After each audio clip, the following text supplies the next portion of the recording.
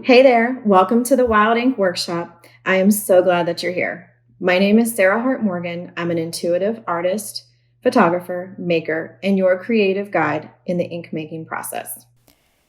Nature is at the center of everything I create. My passion is connecting myself and others to her magic. Today, I'm going to walk you through my process of making inks from plants that you can then use in your own art practice. And if you don't have your own art practice yet, not to worry because I got you.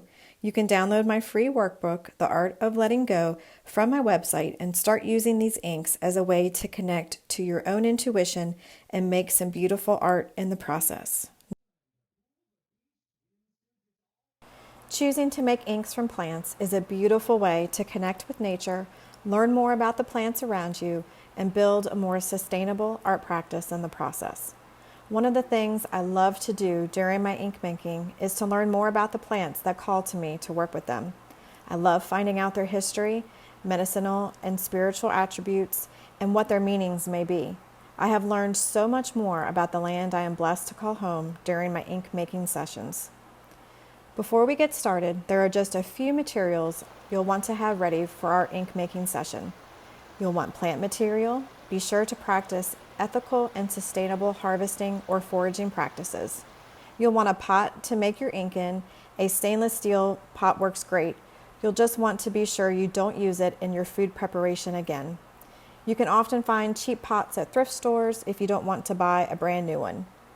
You'll need some water, a glass container of some sort to store your final ink in, a thick cardstock or watercolor paper to test your ink color during the process. You'll want a strainer, a funnel, and a preservative of some type. I use clove essential oil, but you can use wintergreen, a full clove bud, or a little vegetable glycerin. I'm going to walk you through my process of making ink, showing you two different ways to extract color: the hot extraction method and the cold extraction method. I prefer to use the cold method when working with delicate flowers, as the hot method can sometimes muddle the colors. Once I've walked you through the processes, I'll be sharing my favorite way of playing with the inks. Working with them in a more intuitive way, it's a form of meditation for me, allowing the inks to mix and mingle between each other, creating their own little worlds to create art. One thing I love to tell all of my students is that there is no right or wrong way to do this. I'm giving you the framework, a jumping off point to start your own practice of creating inks with nature. Feel free to take what resonates and leave or alter the rest to suit your own needs. Now let's go make some magic. So, we have a very large creek on our property that we love to go down there and hang out and just relax and enjoy the weekends. But I noticed the other day when we were down there, there is some watercress that's starting to grow, and it's starting to get not quite invasive yet, but there's definitely a bulk of material down there. So we're going to go down there today and we're going to harvest some watercress. And then I'm going to walk you through the process of making ink with it. I've never used watercress before, so this is going to be a first for both of us. Are you ready to get started? Let's go. Welcome to our creek.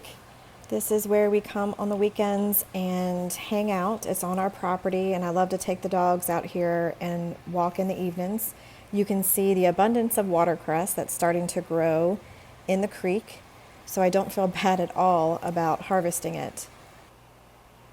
You want to be sure that you practice ethical and sustainable harvesting practices, not to take all plant material in one area and harvest from multiple plant sources. I prefer to work with plants that I find along my property. I find a lot of magic in that. I know not everyone has access to woods or a creek, but you'd be surprised at the abundance of wild plants that are growing outside wherever you may be. You can also use house plants, fruits, vegetables, herbs, anything that you can find in the kitchen. Just be sure to identify any plant material that you do use first to be sure you're not harvesting any type of poisonous plants. You can see my basket isn't even halfway full with watercress, and that's all that we really need to get started. I'm going to take my basket up and walk back up to the house, and we're going to get this on the stove to start cooking.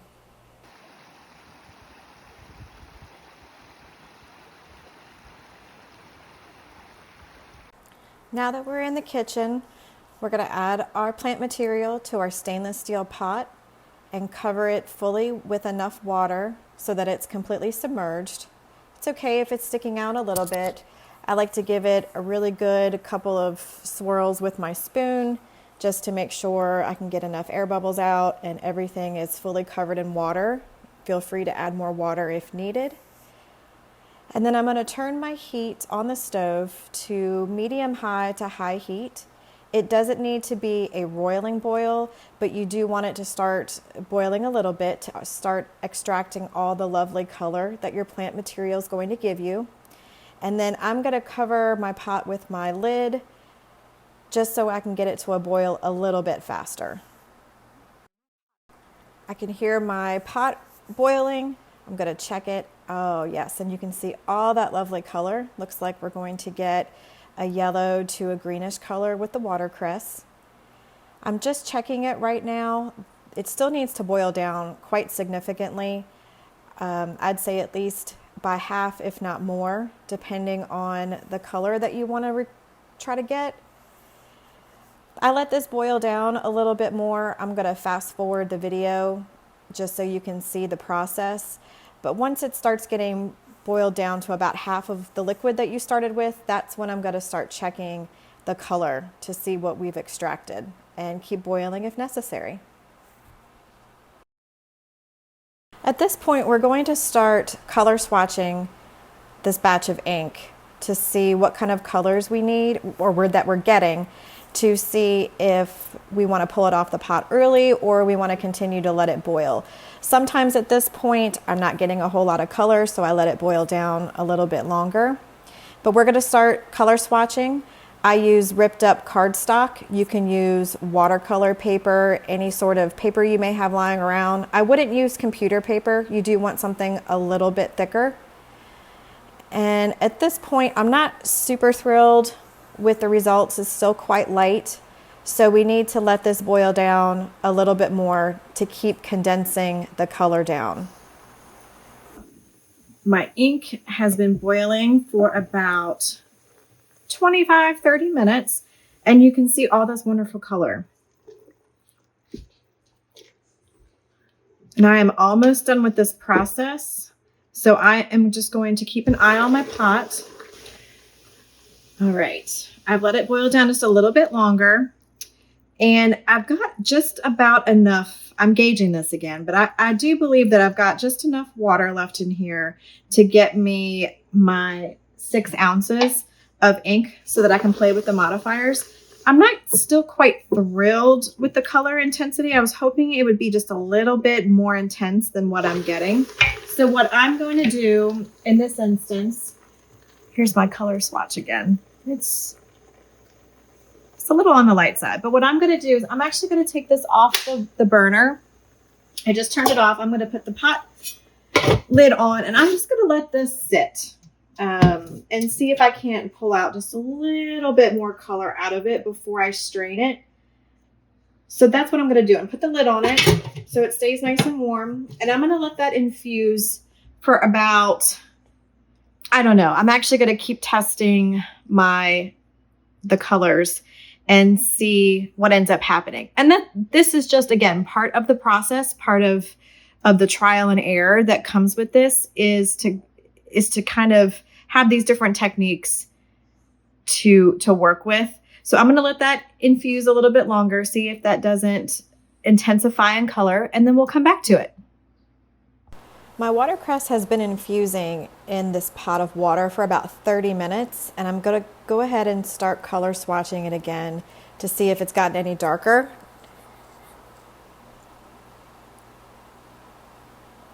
And it looks like it did not change a whole lot compared to my other swatches. However, I am going to go ahead and strain this and start working with it because I do think it's going to dry darker compared to the other swatches that I've swatched out earlier. So I do think it's going to go a little bit darker. So we're going to go ahead and strain this and start working with the modifiers.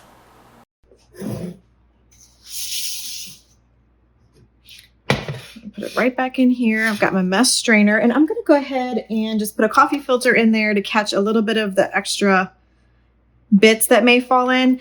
I don't worry about the extra bits. I think it adds texture when I'm working with the inks on the paper. It's a complete personal preference. If you want to completely remove all the bits and pieces that may be in there, you may want to strain it a few times. I'm just going to go ahead and just do it once. Let's see if I can do this on video without getting it everywhere.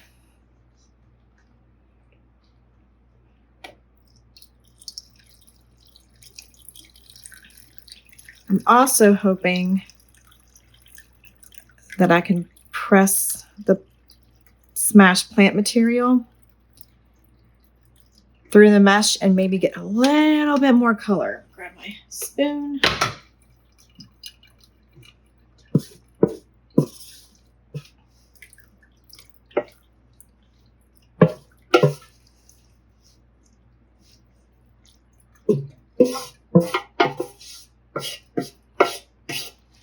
Okay.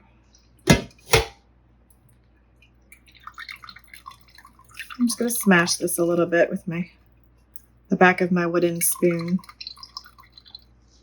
All right, I've strained all of my watercress out. There's just a smidge bit of water in there left, and I'm okay with that. I'm going to toss this whole thing into my compost pile. And then we're going to go outside on the patio and start working with some modifiers and see what other colors we can get. On the porch, we're going to start working with modifiers. And I've got a couple examples here of different modifiers that you can use. You do not have to use any modifier if you don't want to. If you're like the color that came out of the pot, then by all means, work with that color. I just think it's fun to see how many different colors we can get from one plant. So I've got 5 modifiers today. We're going to work with baking soda, washing soda, or it's also known as soda ash, citric acid. You could also use lemon juice.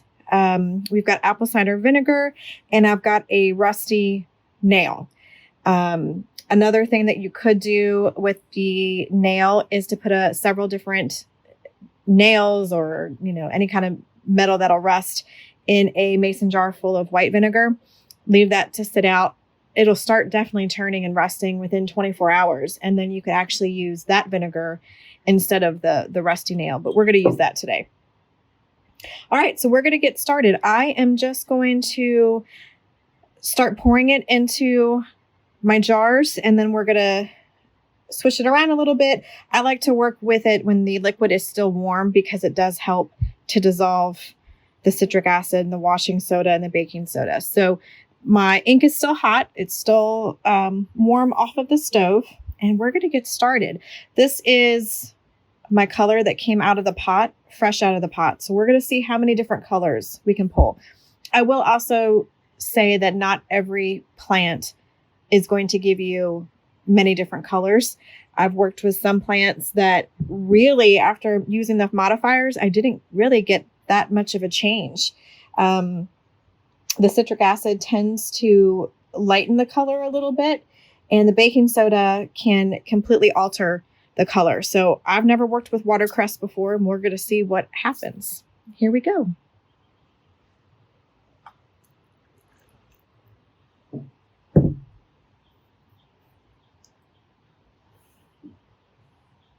feel like that baking soda turned right away. I'm going to let that sit for a minute and let that dissolve. We'll work on to the next. It almost feels like we're dyeing Easter eggs. This is the washing soda. Doesn't look like the color changed much.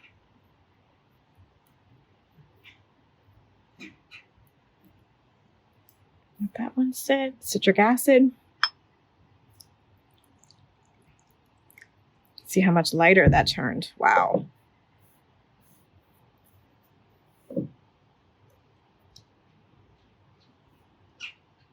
It's so light now. All All right, apple cider vinegar. And I also say these are the little tiny jelly jars, mason jars. I put a half teaspoon of each modifier in these jars. You can add more if you want to. I turned it a little bit, almost a neon.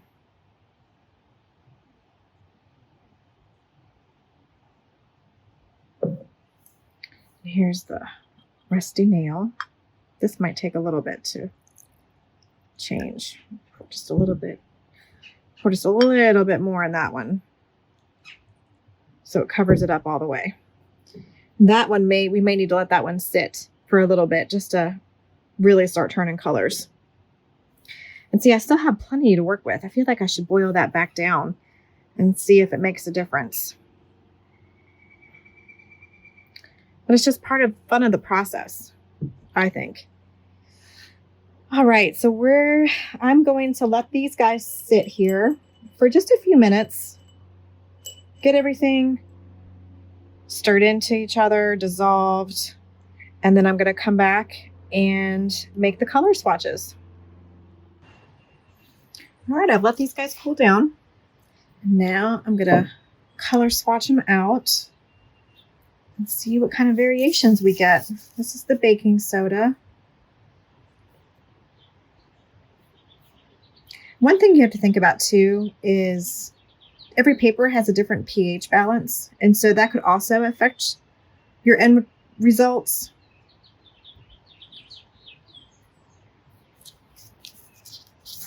Here's the washing soda.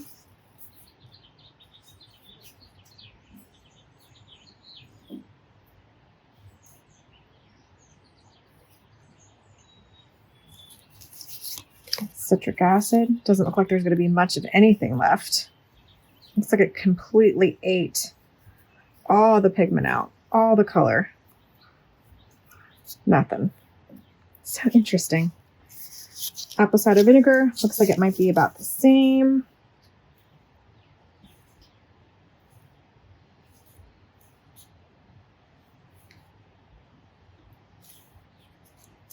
And of course, that's not going to happen with every plant. And this is the iron rust. I'm curious about letting this one sit for a little bit longer, because as it sits in the rusty iron, it's going to continue to change. So I'm going to let these dry, and then we're going to come back and take a look when everything is dry. And I'm going to swatch these out on some watercolor paper so that you can see them also.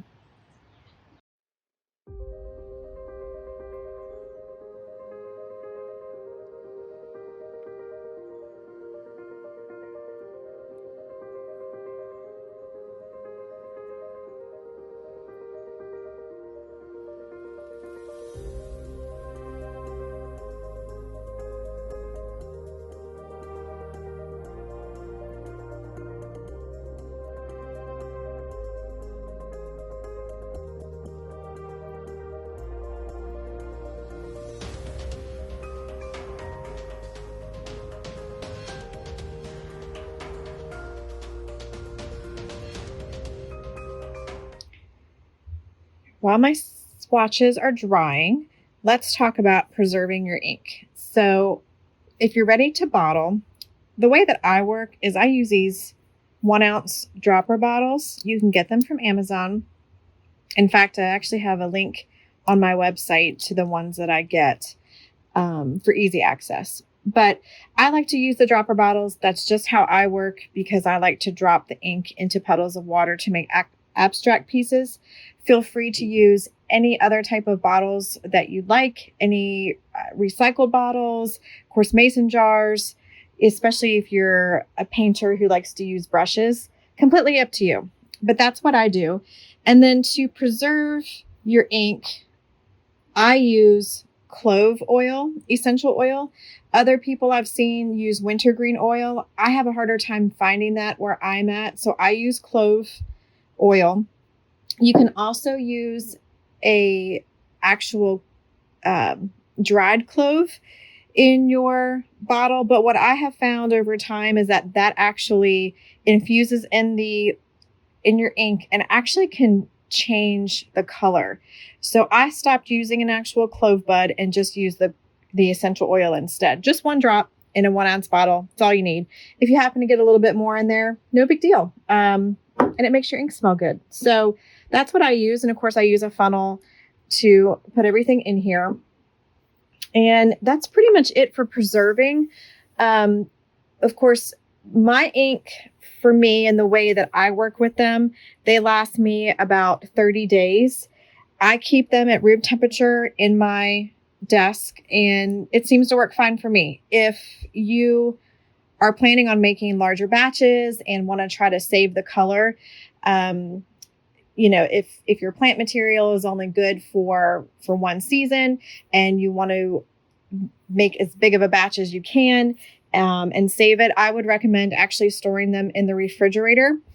I have not had any problems with my ink molding, but if you do happen to get a little bit of mold on there, I have been told you can just scoop it off and your color is still good. It does not affect the color. I would just open it up and double check. Like I said, I don't have a problem with that, but that's just the way that I work. Let our paint swatches dry overnight, and I wanted to show you the color variations and how everything dried. So that was our original sample. Here's the one with baking soda. It's a little bit more vibrant, especially when it dries. It doesn't have these darker veins running through them. Here's the washing soda. A little bit lighter, not a whole lot of variation. Here's the citric acid. And if you remember, when we added the citric acid, it was almost like it took the color out completely. So it's a little interesting that it dried a little darker, but definitely still missing all of its pigment. The next was the apple cider vinegar, which I also found interesting because it appeared to be much lighter as well. So that dried darker. And then here's our iron. So not a whole lot of variation with the watercress, really. But that's part of the magic, I think, in just working with plants, is that you just never know what's going to end up happening. So it's part of the fun, part of the magic.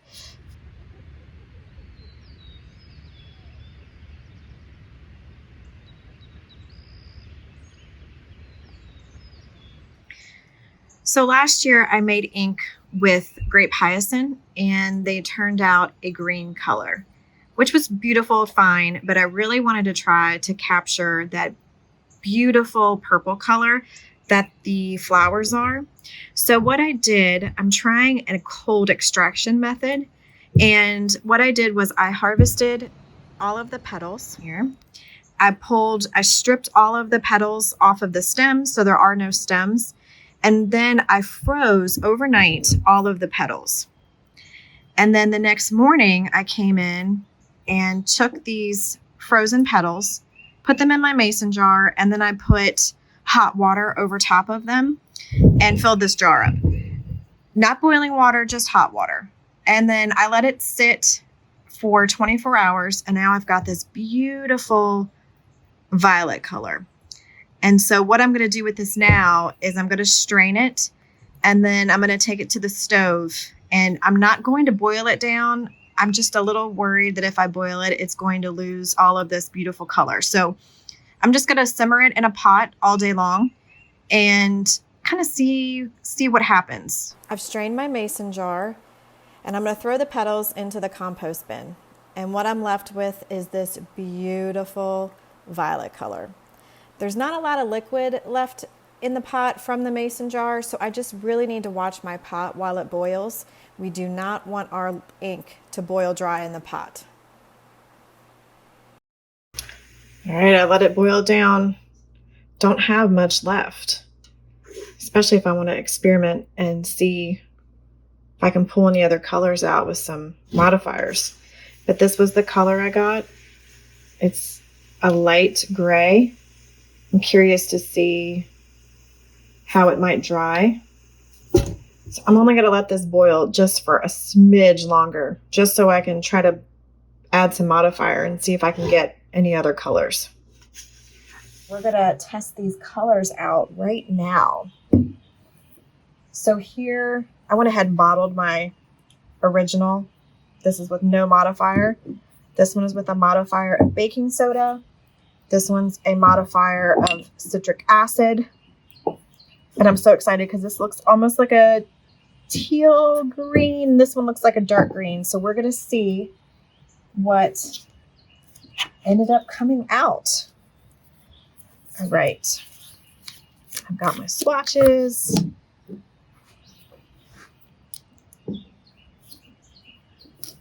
And again, this is the original color, no modifier. Look at that gorgeous purple.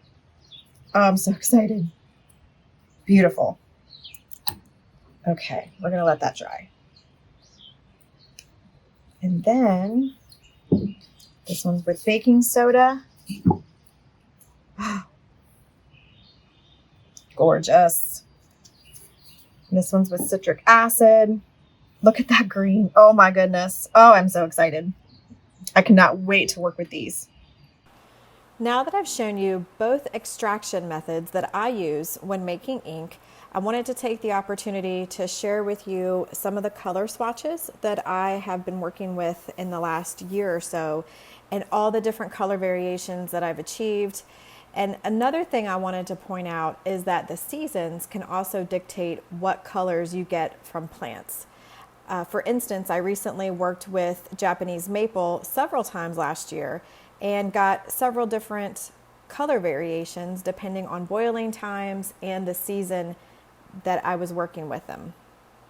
So in April of last year, I was just getting started. This is April 2020 during lockdown. And this was the first color that I pulled from the Japanese maple, this lovely greenish, bluish color. I just thought it was beautiful. And that was after it was simmering for 1 hour. Then in September, I came back and did it again just because I was curious. And so I ended up getting 3 different variations, and I can only imagine, if using different modifiers, what I could have gotten. This was Japanese maple after 10 minutes of boiling. Very light, but it's this beautiful gray color. And then here we are after 30 minutes of boiling. And see, I said boiling and I'm not simmering. So maybe that made a difference in the heat, but this is the color that it became after 30 minutes. It went from this gray to this lovely purple. Then I started working with modifiers and added baking soda and got this gorgeous green color. So I just wanted to point that out. It's just magical. And I just find it so inspiring and fun.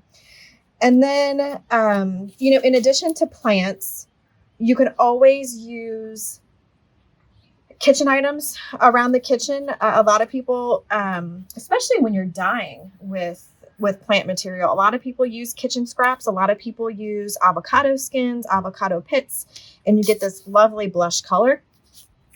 You can also use black beans, and that gives you like a purpley grayish blue color. And then of course with the modifiers, you can get other colors or variations of that. This was a Rosa Sharon that I did in August of last year, and got this lovely light green color.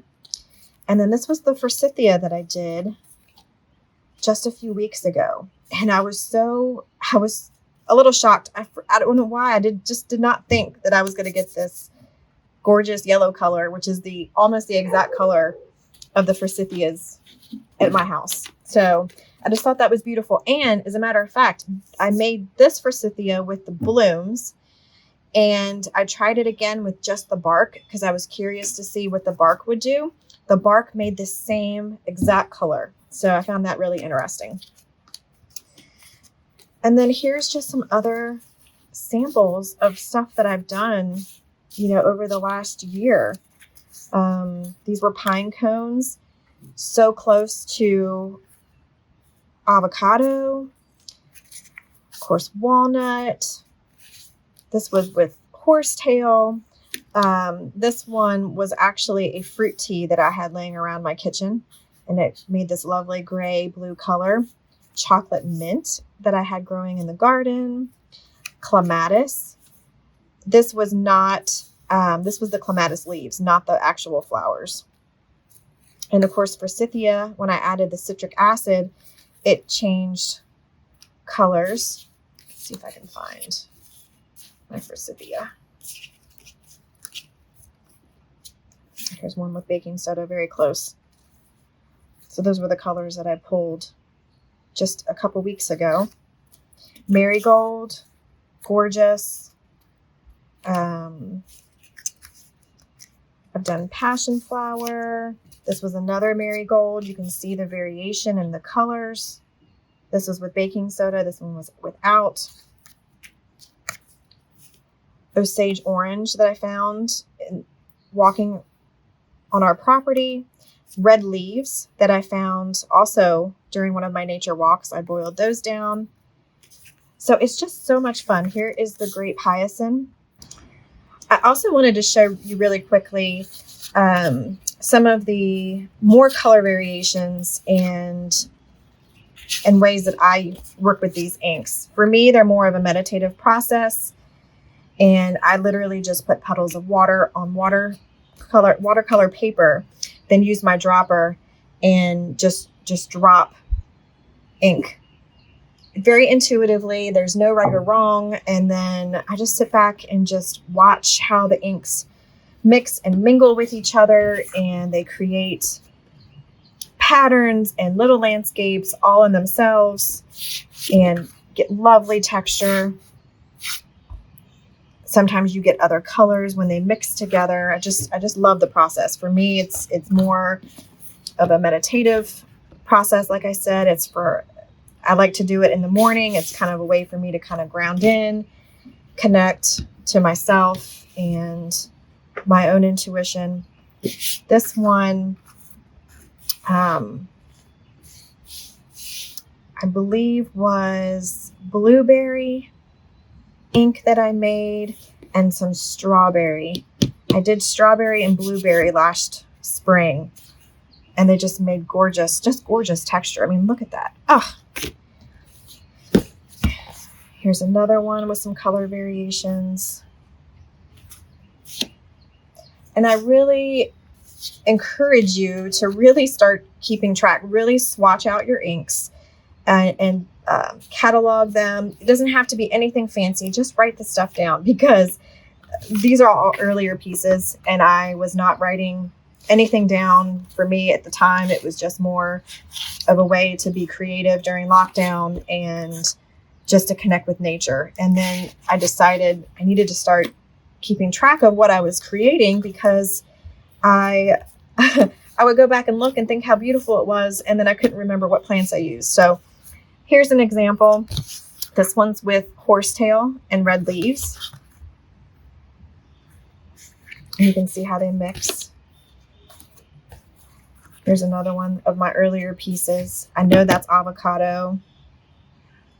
And I think this may be some more of that blue tea that I used. This one is horsetail, red leaves, and Japanese maple. And just the texture is just gorgeous.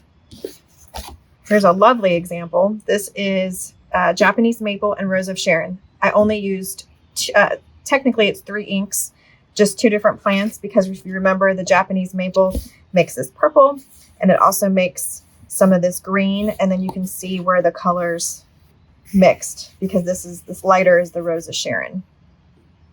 So it's just such a fun process. This one's mushroom, Japanese maple, and sage. The mushroom is this lovely gray. The sage actually made a sagey green color. I hope you enjoyed this workshop as much as I enjoyed teaching it. Creating with plants can be such a fun, beautiful, and creative process. If you have any questions during your creation process, or if you just want to reach out, please feel free to email me and I can offer any support that I can. And if you feel called, please subscribe to my newsletter so that I can let you know when future workshops are released, because I've got some good ones in the works. Bye for now.